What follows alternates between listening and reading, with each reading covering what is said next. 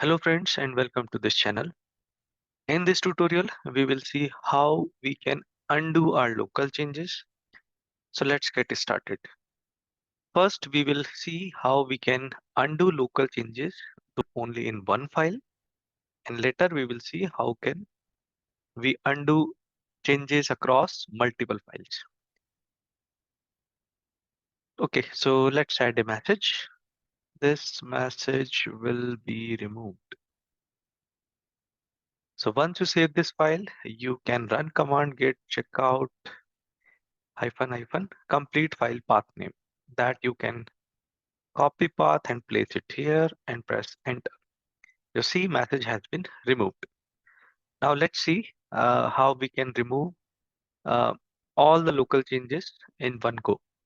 So add another message here. This message will be removed again. I saved this file and I added one more file, helloworld.txt. I am adding one more message that will also be removed. So this message will be removed as well. Okay, so we can now run command git checkout dot.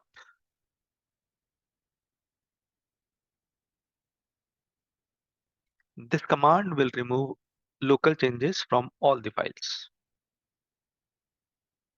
You see changes from this file has been removed. Changes from this file also removed.